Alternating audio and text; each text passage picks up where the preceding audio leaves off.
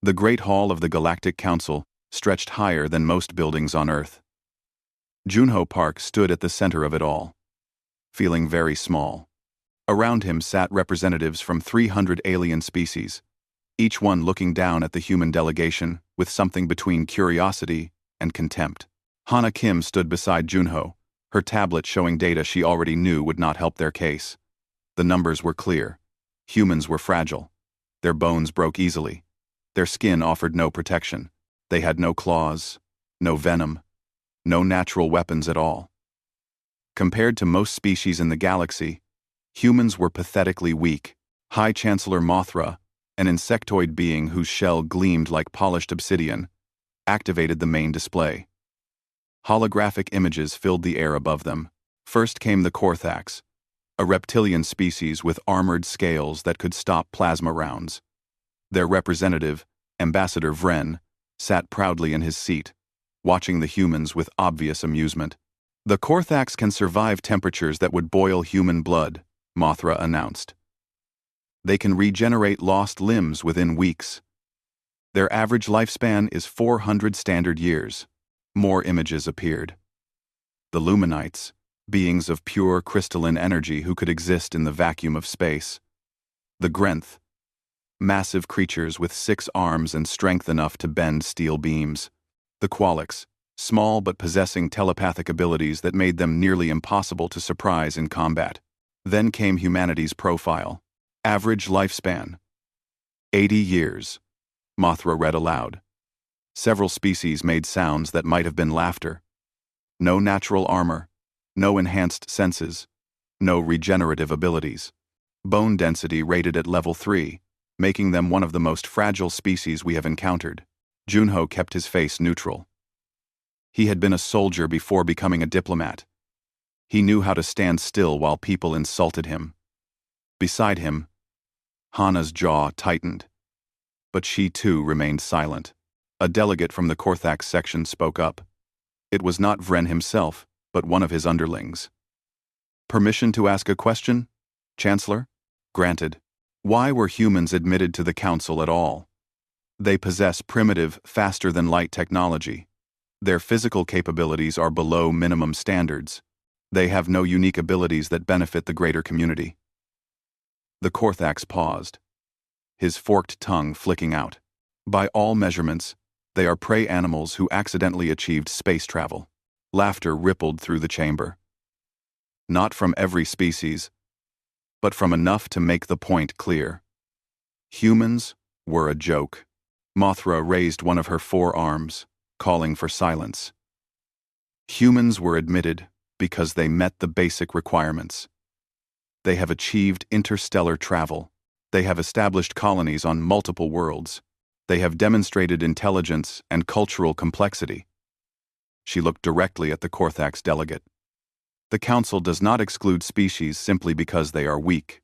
Perhaps we should, Vren said, rising from his seat. The massive reptilian walked down to the arena floor, his clawed feet clicking against the stone.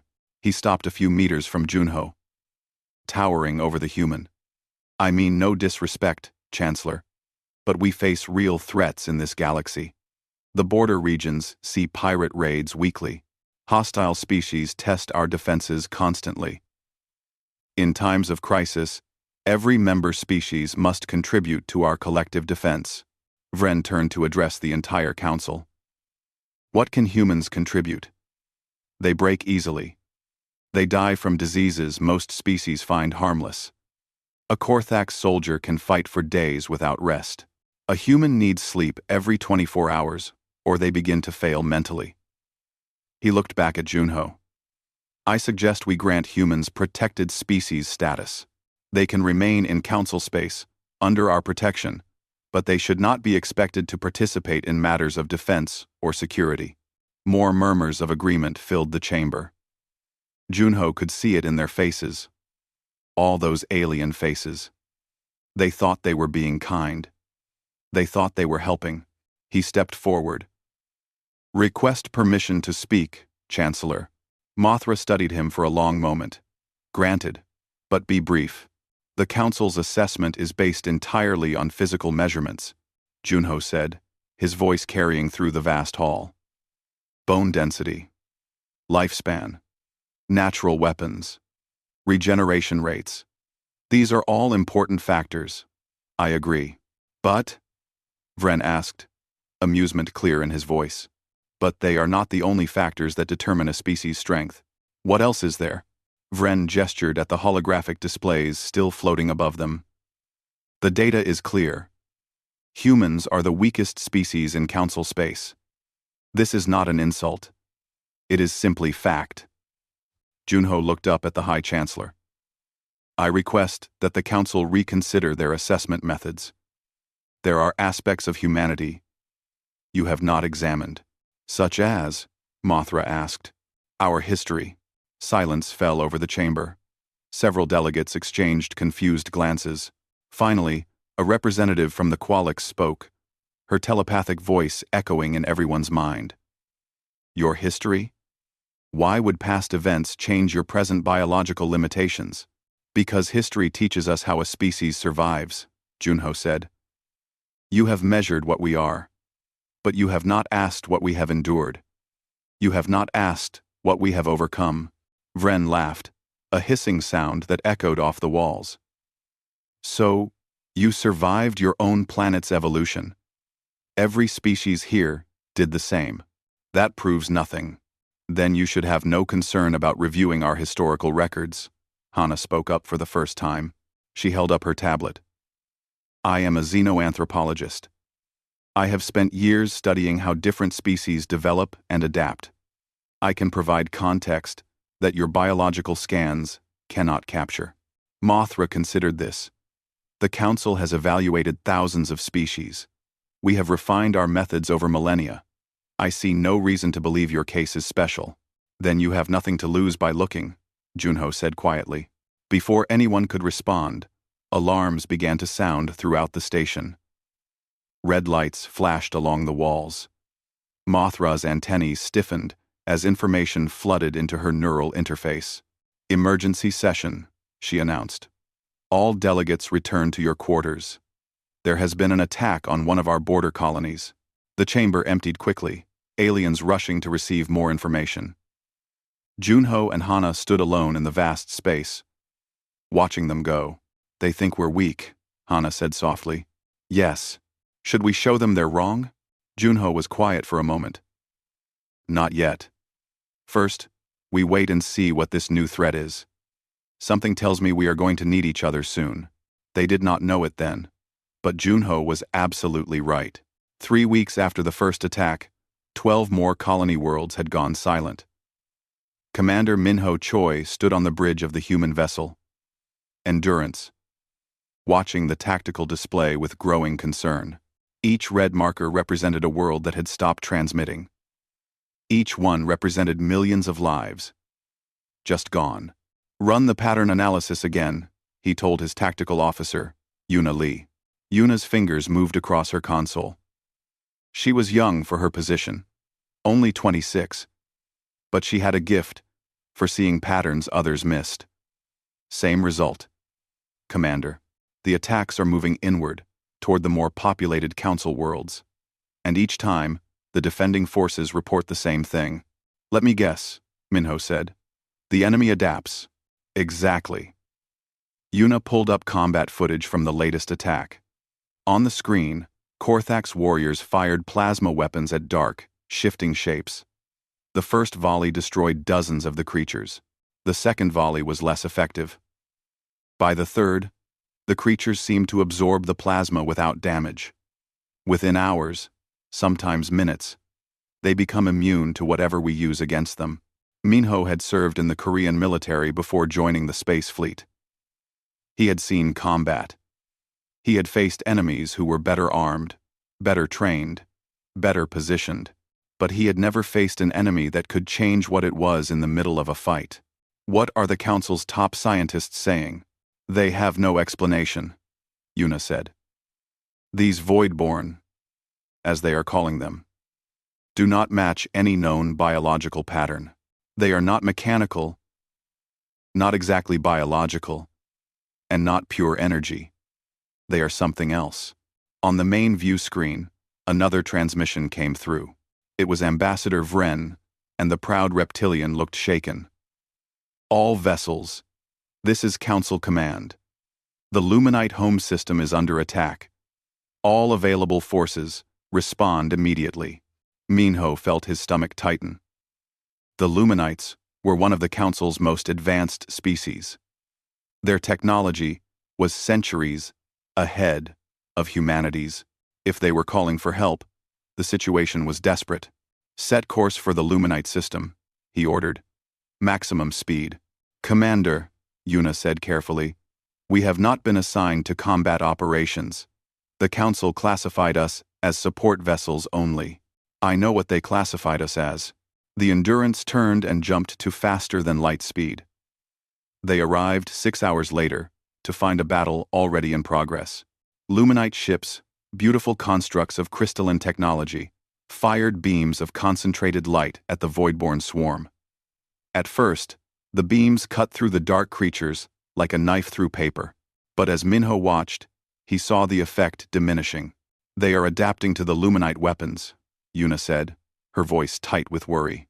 A massive Korthax battleship appeared beside them, its weapons blazing.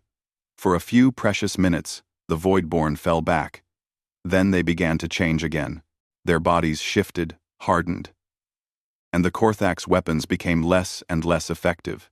Minho opened a channel to the Korthax ship. This is Commander Choi of the human vessel Endurance. We are ready to assist. The response came from a Korthax captain whose voice dripped with contempt. Human vessel. You are ordered to retreat to safe distance. This is not a fight for prey species. With respect, Captain, you are losing. We are fighting. What could your fragile vessel possibly do that our battleships cannot? Minho thought about arguing, then decided against it. Understood. We will maintain observation position. He closed the channel and turned to Yuna. Target their flanks. Single shots only. I want to test something. Sir, just do it. The Endurance fired its missiles, smaller and less powerful than the weapons the other ships carried. The missiles struck a cluster of voidborn creatures that had not yet been engaged by the main battle. The creatures died instantly. Interesting, Minho said. Hit another group, different position. Again, the human weapons were effective. Yuna looked up from her console, understanding dawning on her face. They have not adapted to our weapons yet, because they have not faced them before. Minho watched the battle unfold. The Voidborn adapt to what attacks them, but they have to be attacked first. It was a small insight, but it was something. He recorded everything and transmitted it to Council Command, though he doubted they would listen to advice from humans. Back on Earth's moon, Junho Park received the same combat reports. He sat in a briefing room with Hana and several other human officials, watching the disaster unfold across multiple screens. 15 colonies lost, a general said grimly. Casualty estimates in the hundreds of millions. And the Council's best forces cannot stop them. Elder Thex, one of the oldest beings in the galaxy, appeared on another screen. The crystalline entity's voice was like wind chimes in a storm. I have witnessed 3 ages of galactic civilization. I have seen great species rise and fall. But I have never encountered an enemy like this. They learn too fast. They adapt too quickly. Every tactic we employ becomes useless within hours. Junho leaned forward. Elder Thex, may I ask a question? The ancient being's attention focused on him. Speak, human. Has the Council ever fought an extended war? Not a single battle, but a conflict lasting years. There was a long pause. Not in my lifetime. Most conflicts between spacefaring species end quickly, one way or another. The technological advantage is usually decisive. Then perhaps, Junho said carefully, the Council needs to learn from species who have fought long wars. Species who have experience with enemies that adapt and change. You speak of humans, Thex said. I do. Your species is weak. Our species is experienced. High Chancellor Mothra joined the communication. Her compound eyes reflected the red emergency lights of her command center. Commander Park, the situation is critical. We are preparing to evacuate the core worlds. If you have suggestions, now is the time. Junho stood up. Chancellor, I renew my request from 3 weeks ago. Let us show you our archives. Let us show you our history. You have studied what humans are. Now learn what we have survived. How will your history help us fight? Because we have fought enemies like this before, Junho said. Not enemies that adapt physically, but enemies that adapt tactically.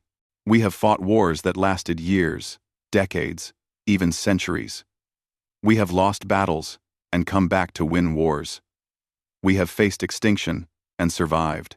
Mothra was silent for a long moment. Finally, she spoke. Very well. Bring your archives to the council station. We will review them. But be quick, Commander Park. We may not have much time left. Junho looked at Hana. Get everything ready. Every major war, every conflict, every disaster humanity has overcome. We are going to teach the galaxy something it has never needed to learn before. What is that? Hana asked. How to lose and keep fighting anyway. The archive facility on Earth's moon was not impressive from the outside. It was a simple gray building, functional and plain, but inside, it contained something no other species in the galaxy possessed. A complete record of humanity's violent, desperate, triumphant history of survival. Professor Deho Song stood in the main viewing chamber, preparing for the arrival of council delegates. He was an older man, his hair gray, his hands marked with age spots. He had spent 40 years as a historian, studying the wars and disasters that had shaped humanity. Today, he would share that knowledge with beings who had never known such struggles. Hana Kim entered the chamber, followed by Ambassador Vren and a dozen other council representatives. The reptilian looked around the space, with barely concealed disdain. This is your great archive? Vren asked. It looks like a storage facility. That is exactly what it is, Deho replied calmly. We store information here. Specifically, information about how humanity survived when everything tried to kill us. High Chancellor Mothra appeared as a holographic projection. She could not leave the council station during the crisis, but she wanted to witness this presentation. Professor Song, please begin. We have lost 3 more colonies while we have been talking. Deho nodded and activated the main display. The chamber's walls came alive with images of Earth. This is our home world, he began. At first glance, it may seem pleasant, but Earth has tried to kill humanity since the moment our species appeared. Images shifted to show massive sheets of ice covering continents.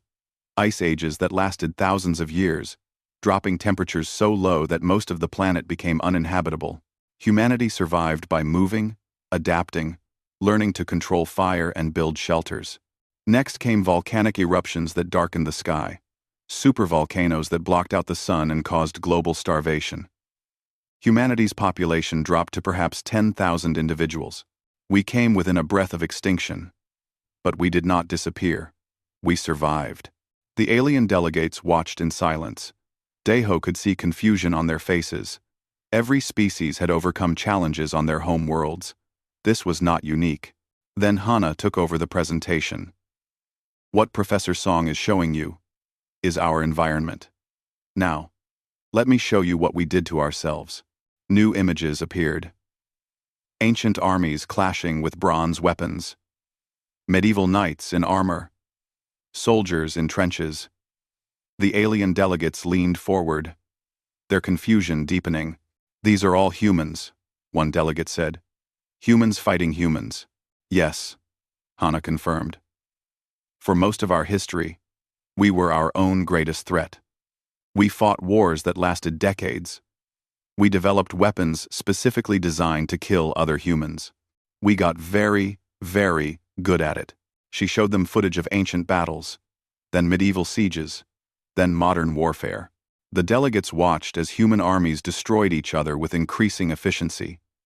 Artillery barrages that turned landscapes into moonscapes. Aerial bombardment that leveled cities. Naval battles that sent thousands to the bottom of the ocean. This is horrifying. A Qualix delegate said, her telepathic voice shaking. You slaughtered your own species. By the millions. Yes, Hana said simply. And we survived. Vren stood up from his seat. What is the point of showing us this? You are demonstrating that humans are violent and primitive. We already knew this. Deho walked to the center of the room. The point, Ambassador, is that humanity spent 200,000 years learning how to fight. Not against prey animals. Not against simple threats.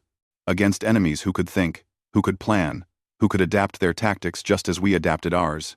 He brought up new data. You asked how we survived diseases. Here is the Black Death, a plague that killed half of Europe's population in 4 years. We survived by quarantining the sick, burning infected areas, and developing basic medical protocols. We lost millions, but we learned and adapted. More images. World wars that consumed entire continents. These conflicts involved nearly every human nation on Earth. They lasted years. They killed tens of millions. And we learned from them. Hana displayed tactical documents. This is why your history is important, Ambassador Vren. Humans developed concepts that most species never needed. Total war. Strategic bombing. Guerrilla warfare. Siege tactics. Psychological operations. We created entire sciences around how to defeat an enemy who was just as intelligent as we were. She showed footage of human soldiers in impossible situations. Men and women fighting in frozen mountains. Burning deserts. Dense jungles. Fighting while wounded. Fighting while outnumbered. Fighting when any logical species would have surrendered. Here is Vietnam, Hana said, showing jungle warfare. A smaller force using knowledge of terrain and unconventional tactics to fight a much larger, better-equipped enemy. Here is Afghanistan, where local fighters defeated 3 different empires over 2 centuries by simply refusing to give up. Mothra's holographic form flickered. These humans, they could not win, yet they continued fighting? Yes, Deho said. Because humans learned something very early in our history. Surrender means extinction. So we developed a cultural principle. Never surrender. Never stop fighting. If you are knocked down 7 times, stand up 8 times. He played an old recording, a human voice speaking during one of Earth's darkest hours. We shall fight on the beaches. We shall fight on the landing grounds. We shall fight in the fields and in the streets. We shall fight in the hills. We shall never surrender. The chamber was silent. The alien delegates stared at the images of human warfare with new understanding dawning in their eyes. Vren spoke quietly. You are showing us this because of the Voidborn. Yes, Junho said, entering the chamber for the first time. The Voidborn adapt to whatever we throw at them. They learn from every attack. They become immune to every weapon. And you think your history of primitive warfare can help us fight them? Vren asked. I think, Junho said, walking to stand beside Deho, that humanity has been fighting adaptive enemies for our entire existence. Every time we developed a new weapon, our enemies developed defenses. Every time we created a new tactic, they found counters. We have been in an adaptation race for 200,000 years. Hana brought up final images. Human cities rebuilt after nuclear attacks. Populations recovering from plagues that should have destroyed them. Civilizations rising from the ashes of collapsed empires. The question you asked in the council chamber was wrong, she said to all the assembled delegates. You asked how strong we are. The right question is, how do we survive? Thanks for watching. Mothra's hologram moved closer to the displays. And the answer? We adapt faster than our enemies, Junho said. We take damage and keep moving. We lose battles and come back with new strategies. We face extinction and refuse to accept it. Elder Thex's voice joined the conversation. Young species, I am beginning to understand. You are not showing us that you are strong. You are showing us that you are stubborn. Stubborn. Deho agreed. Persistent. Too stupid to know when we are beaten. Call it what you will. But that quality has kept us alive when stronger, faster, better armed species would have died. Vren looked at the images of human warfare, human suffering, human endurance. For the first time since humans had joined the Council, he did not see prey animals. He saw something else, something that scared him a little.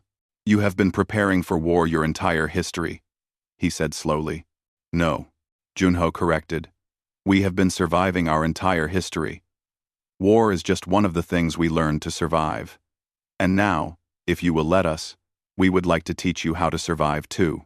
Mothra was quiet for a long moment. Then she spoke. Return to the Council station immediately.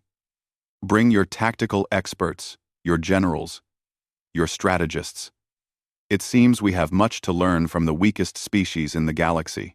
General Suman Kang stood before the assembled Council military commanders, a holographic star map floating above the tactical table. She was a small woman by human standards, barely over 5 feet tall. But she carried herself like someone who had seen real combat. Because she had. 20 years in the Korean military, followed by 10 more in the Unified Earth Defense Forces. You are all thinking the same thing, she began without preamble. Humans are weak. We are small. We are fragile. What can we possibly teach you? Around the table, the alien commanders shifted uncomfortably. A massive Grenth general, easily 3 times Suman's size, crossed his 6 arms. With respect, General Kang, my soldiers can fight for 7 days without rest. They can survive wounds that would kill a human instantly. I need results, not lessons in human history. Suman smiled, and there was no warmth in it. You have been fighting the Voidborn for 6 weeks. How many colonies have you saved? Silence. None, she continued. You have evacuated some populations. You have slowed the advance in some sectors. But you have not stopped them. You have not won a single battle. Every engagement ends the same way. You attack, they adapt, you lose. Because they are unlike any enemy we have faced, the Grenth general growled. Exactly, Suman said. You have no experience fighting an enemy that evolves during combat. But humans do.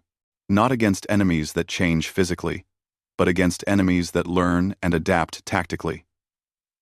And the principle is the same.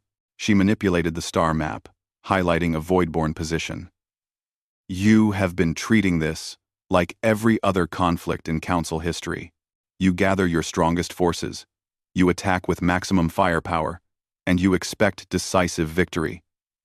This worked when both sides had static capabilities. But against an adaptive enemy, it is suicide. Junho Park entered the briefing room with Commander Minho Choi and several other human officers. Behind them came Ambassador Vren, who had insisted on observing the human military in action. Show them, Junho said to Suman. The general activated a new display. It showed combat footage from Earth's history. This is guerrilla warfare. Small forces using hit-and-run tactics against a larger enemy. Attack quickly, cause damage. Retreat before they can respond. Never let them study your tactics. Never fight the same way twice. You want us to run away? The Grenth general asked incredulously. I want you to survive, Suman shot back. Every time you fight the Voidborn directly, you teach them how to beat you. So stop fighting them directly. Harass them. Hit their supply lines. Destroy their communication nodes. Make them chase you across multiple systems. Force them to adapt to constantly changing tactics. She showed more examples. Ambush tactics. False retreats. Scorched earth strategies. This is how weaker forces defeat stronger ones. You do not meet them head-on where they are strongest. You attack where they are weak, then disappear before they can retaliate. Mothra's hologram appeared in the center of the table. General Kang, what you are describing sounds like cowardice. It is survival, Suman replied. And survival is all that matters. Your species talk about honor in combat. Humans learned a long time ago that dead soldiers have no honor. They are just dead. Vren spoke up. I am beginning to understand. In your wars against each other, you could not rely on superior strength, so you developed superior tactics. Exactly. Suman pulled up a map of current Voidborn positions. Here is my proposal. We divide our forces into small, fast-moving units. Each unit operates independently. Each one uses different tactics. The Voidborn will adapt to each tactic, but by the time they do, that unit will have moved on to a different strategy. Minho stepped forward. The Endurance is already equipped for this kind of warfare. My crew can begin training other vessels immediately, and human special forces can train ground teams, added Lieutenant Jiwan Han, a special operations officer who had just arrived. She was young, maybe 30, but her eyes had the look of someone who had seen combat up close. We have techniques for infiltration, sabotage, and psychological warfare that can disrupt Voidborn coordination. The alien commanders looked at each other uncertainly. Everything the humans were suggesting went against their military traditions. Fighting without honor, retreating strategically, using deception and tricks instead of direct combat. The Voidborn have taken another colony, Mothra announced suddenly. 3 billion Qualics are dead. The room fell silent. Do it, the Grenth general said finally. Use your human tactics. If they fail, we have lost nothing. If they succeed, we may finally have a chance. The next 2 weeks became a crash course in human warfare. Minho took squadrons of council ships and taught them hit-and-run tactics. Strike the enemy, retreat, change position, strike again from a different angle. Jiwan trained special forces teams in infiltration and sabotage. She taught them how to move silently, how to place explosives for maximum psychological impact, how to make the enemy afraid of the dark. Suman coordinated it all from the council station, moving forces across the battlefield like pieces on a chessboard. She studied every Voidborn response, every adaptation, and adjusted tactics accordingly. Vren accompanied human forces on several missions, insisting he needed to see these tactics in practice. He found himself on the bridge of the Endurance, as Minho led a raid on a Voidborn supply depot. Target the outer structures first, Minho ordered. Draw them out, then retreat. Yuna, prepare the second wave. The Endurance and 3 other ships attacked the depot, causing significant damage. The Voidborn swarmed out to counterattack, and the human vessels fled. The Voidborn gave chase. Straight into an ambush, a dozen council ships, hidden in a nearby asteroid field, opened fire on the pursuing Voidborn. By the time the enemy adapted to these weapons, the ambush fleet had already withdrawn, and Minho's group attacked the now undefended depot from a different direction.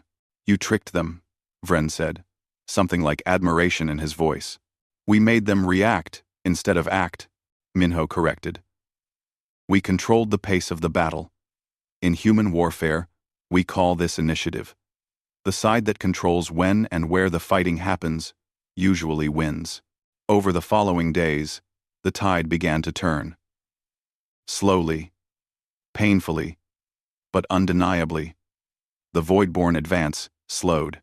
Their adaptation became less effective because they were constantly facing new tactics, new strategies, new approaches, but the cost was high. Human vessels, being more fragile than council warships, took heavier casualties. Human soldiers, lacking the natural armor of other species, died in larger numbers.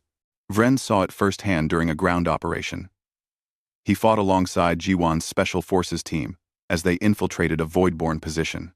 A Voidborn warrior struck one of the human soldiers, a young man named Taewoo. The blow would have been a minor wound to a Korthax.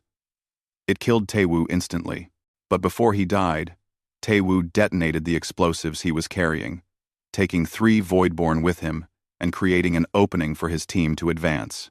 Why did he do that? Vren asked Jiwoo as they took cover. He was already dying. Because his death could still mean something, Jiwoo replied, tears streaming down her face as she continued to fight. Because we do not leave a job unfinished. Because we are human. And we are too stubborn to quit. Vren watched the rest of the team fight with increased intensity after Taewoo's death. They were not fighting harder because they were strong. They were fighting harder because they were angry, because they were grieving, because they refused to let their friend's sacrifice be wasted. That night, Vren sent a message to the council. I have fought alongside humans today. I have watched them bleed and die for species not their own. I was wrong about them. They are not prey animals. They are predators who learn to hunt the most dangerous game of all. Other predators. Suman reviewed the battle reports and prepared for the final phase. Intelligence suggested the Voidborn had a central coordination nexus in the former Qualix home system. If they could destroy it, they might break the Voidborn's ability to coordinate their forces. It will cost us, she told the council commanders. The Voidborn will defend that position with everything they have. Then we will attack with everything we have, Mothra said. General Kang, you have earned our trust. Plan the assault. We will follow your lead. Suman looked at the star map, at the Nexus position, and began to plan the most ambitious operation of her career. Junho approached her, after the others had left. You know this will be bloody, he said quietly. I know, Suman replied. But it is the only way to end this. And if humans have learned anything, it is how to pay the price for victory. The assault on the Voidborn Nexus began at dawn, though dawn had no meaning in the darkness of space. Minho stood on the bridge of the Endurance, watching hundreds of ships from dozens of species form up for the attack. It was the largest combined force the Council had ever assembled. All ships report ready, Yuna said from her station. Her hands were steady on the controls, but Minho could see the tension in her shoulders. They both knew what was coming. Suman's voice came through on the command channel, broadcasting to every ship in the fleet. This is General Kang. Today, we end this war. The Voidborn have taken our worlds, killed our people, and pushed us to the edge of extinction. But they made one mistake. They thought we would break. They thought we would surrender. She paused, and Minho could imagine her standing in the Council Station command center. That small, fierce woman who had taught the galaxy how to fight like humans. They were wrong. Today we show them what it means to face species who refuse to die. All ships, execute. Attack Plan Alpha. For the fallen. For the living. For the future. The fleet moved forward in waves, just as Suman had planned. The first wave was made up of heavily armored Korthax vessels. They crashed into the Voidborn defensive line like a hammer, absorbing damage while inflicting as much as possible. The Voidborn adapted quickly, their bodies shifting to counter the Korthax weapons. But by then, the second wave had arrived. Luminite ships with their energy weapons cut through the adapted Voidborn before they could change again. Then came the third wave. Grenth assault ships, small and fast, hitting the flanks of the Voidborn formation. Then the fourth wave, with different tactics. Then the fifth, with yet another approach. It is working, Vren said. He stood beside Minho, having requested to observe from a human ship. They cannot adapt fast enough. Not yet, Minho agreed. But they will. Yuna, take us in with Wave 7. The Endurance dove into the chaos of battle. Voidborn ships swarmed around them, dark shapes that seemed to absorb light itself. But the human crew had learned to fight these things. Quick strikes, constant movement, never give them time to adapt. On the ground, Ji-Wan led combined special forces teams toward the Nexus structure. It was massive, a twisted spire of dark matter that hurt to look at directly. Around it, Voidborn warriors formed defensive lines. Remember the plan, Ji-Wan said to her team. We do not need to destroy all of them. We just need to get inside. She had learned this tactic from human military history. The Forlorn Hope. It was called. A suicide squad that led the assault. Breaking through defenses, so the main force could follow. Most of them would die. All of them knew it. None of them hesitated. They charged. Jiwan felt plasma fire cut through her shoulder but kept running. Beside her, a Korthax soldier named Vrax took 3 hits but used his last strength to tear apart a Voidborn warrior. A Qualix telepath screamed as she burned through her mental reserves, creating illusions to confuse the enemy. They reached the Nexus entrance. Half the team was dead. Most of the survivors were wounded. But they had created an opening. Main force, this is Jiwan. The gate is open. Come now. Waves of soldiers poured through the gap they had created. The battle became chaos. Close quarters fighting in the dark corridors of the Nexus. Species who had once dismissed humans now fought beside them. Learning that courage was not about being strong. It was about being terrified and fighting anyway. In space, the battle reached its peak. The Voidborn had adapted to most of the Council's tactics, but Suman had one more surprise. She sent in the human vessels, all of them at once, using tactics so old they had been forgotten by everyone but humanity. Ramming attacks. Kamikaze runs. Ships deliberately crashing into Voidborn positions with their reactors set to overload. It was wasteful. It was desperate. It was very, very human. Minho watched the Endurance's systems struggle as they pushed the ship beyond its limits. Yuna, get everyone to escape pods. This is a one-way trip. Sir, there are still people fighting near the Nexus.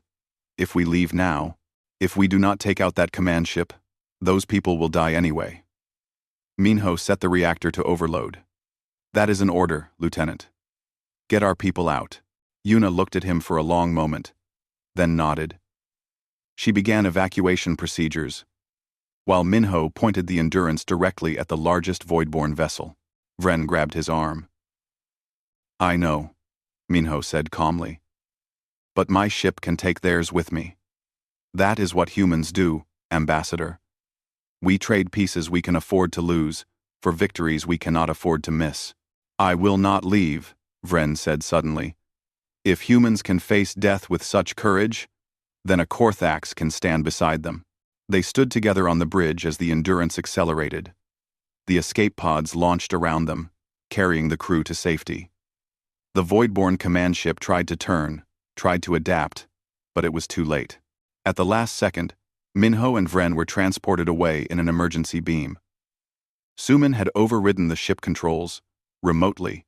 They materialized on a Council cruiser just in time to see the Endurance crash into the Voidborn vessel in a blinding explosion.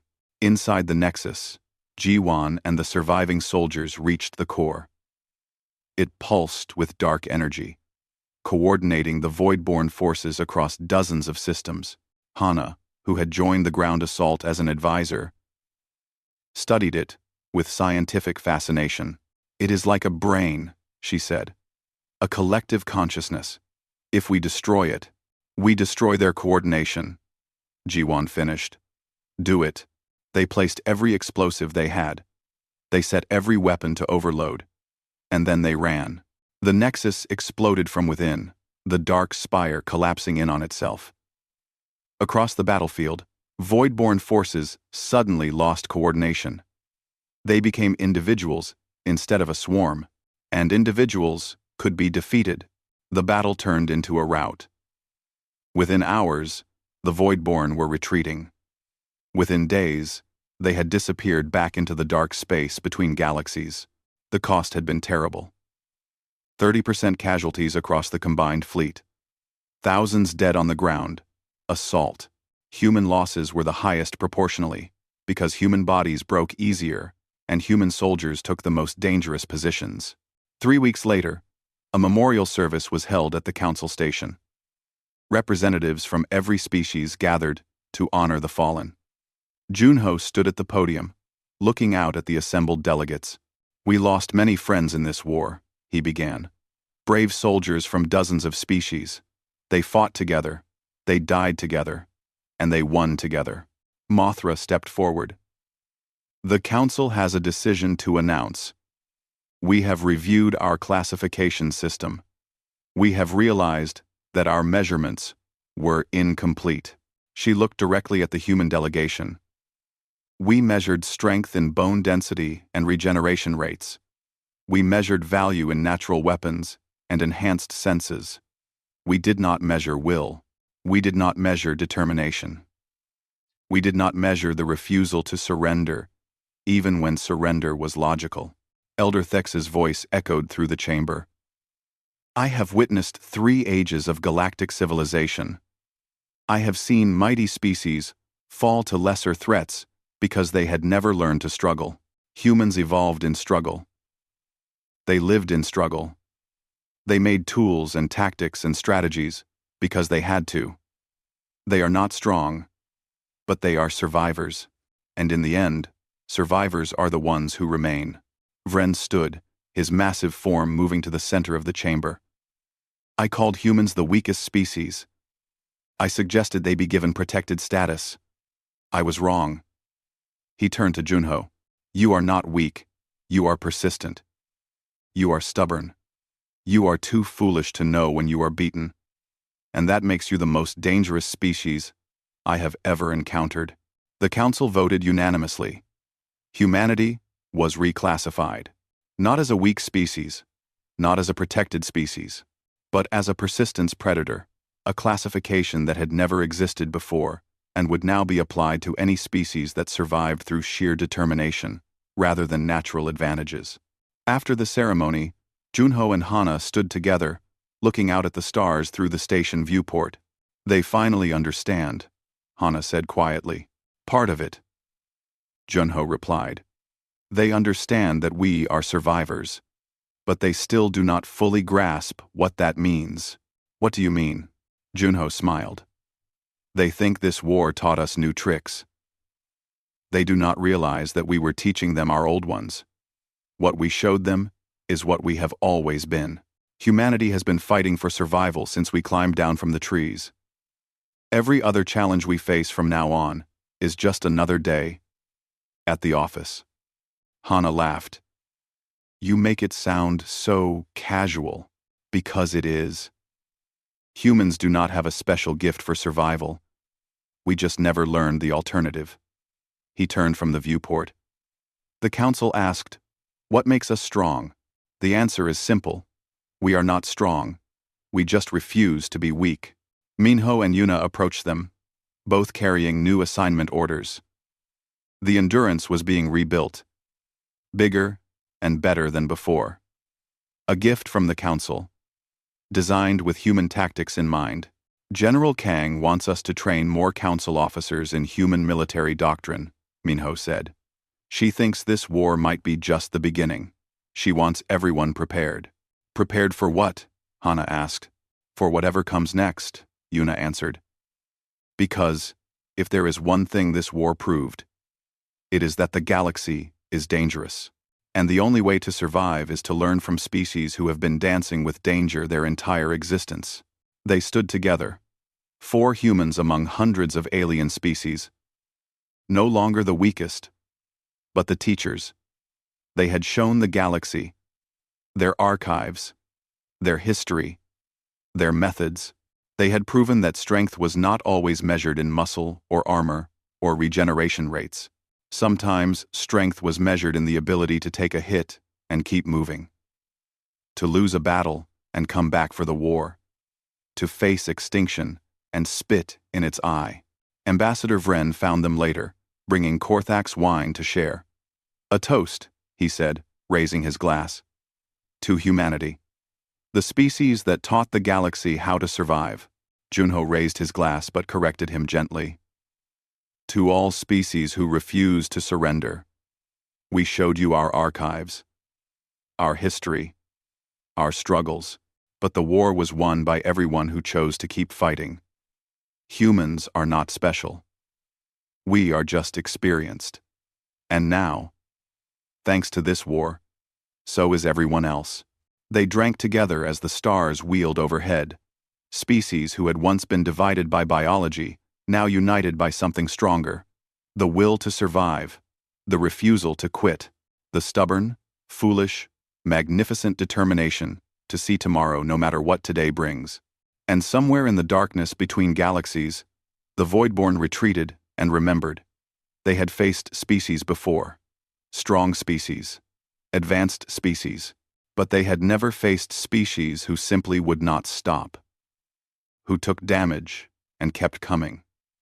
Who lost battles but refused to lose the war. They had learned something important. Something dangerous. They had learned about humanity, and they would not forget.